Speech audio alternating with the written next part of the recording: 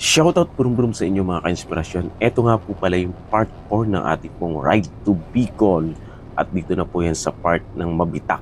After nga po ng Pililya, yung ating pong part 3 video po doon na ginawa, ay nagpatuloy na po tayo sa ating pag-rides. At eto na nga po tayo sa may Mabitak, Laguna. Pababa na po yan. Kaya kung makita nyo po, apakaganda talaga ng kapaligiran dito. Mai-enjoy ka sa pag-rides. Ayan, no? Pero sa pagkakataon po yan ay talagang may nararamdaman po tayo na sa kalooban po natin na masaya. Parang thirst of joy ang atin pong nararamdaman po dyan.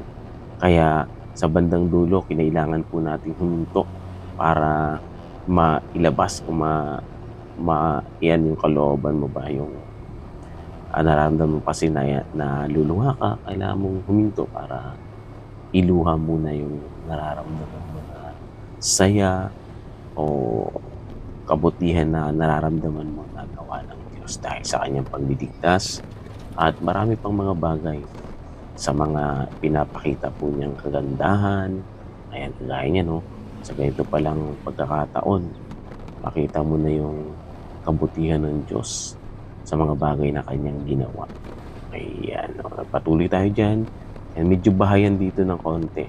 Kaya humanap tayo ng mahihintuan na medyo kumbaga malayo sa bayan at dito na nga po yun mga tol.